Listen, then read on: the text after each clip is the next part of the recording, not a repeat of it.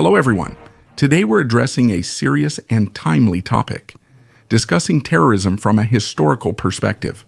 This publication aims to provide historical context for current events, of which we are both the witnesses and unfortunately the unwilling participants, both in the French-speaking world and elsewhere. This is a complex topic with many varied and sometimes conflicting definitions. Thanks to the National Center for Textual and Lexical Resources at Centre National de la Recherche Scientifique, the term can be structured into two definitions. The first is historical, the second general. Historically, the term refers to the policy of terror during the French Revolution. This refers to a power or government systematically using exceptional measures or violence to reach political goals. So here, in other words, we are talking about state terrorism. The general definition, on the other hand, defines terrorism as all acts of violence carried out by a political organization with the aim of disrupting the existing society and creating a climate of insecurity. So taking power is possible. Terrorism can be discussed using this definition if these general conditions are met. It is then possible to distinguish between terrorism and acts of resistance. Thus, the target of terrorism is society as a whole.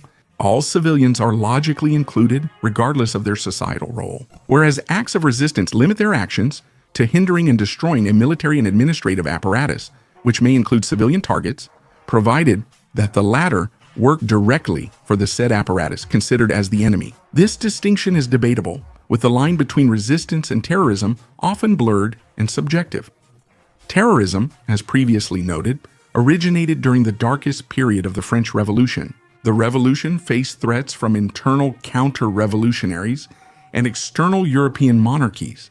Amid extreme tension and the mountain's influence, the reign of terror began to take shape. Through the Committee of Public Safety, the firmly left-wing Montagnards had a clear position.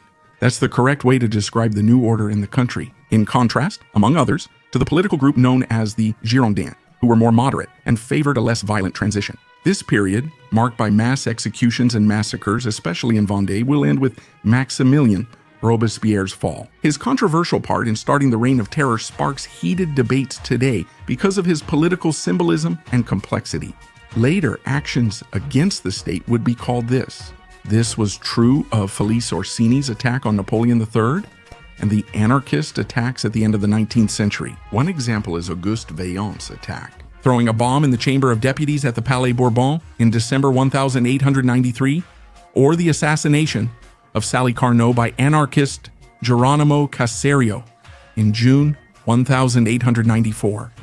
In the 1930s, the secret Organization for National Revolutionary Action, known as the Cagoule, carried out many violent acts including bombings and assassinations. During World War II, French resistance fighters were labeled as terrorists by both the German army and the Vichy regime, then the French state. Nevertheless, as you have probably understood, it is possible to make a distinction between resistance and terrorism based on the chosen target. The resistance in various European countries at that time mainly targeted enemy military and administrative systems to destabilize them, not society as a whole. After World War II, France was again shaken by extremist political attacks. The main actors were the French Algeria hardliners, organized within the Secret Armed Organization, or Secret Armed Organization. Among the far left, direct actions anarcho-communists were notable for their violence.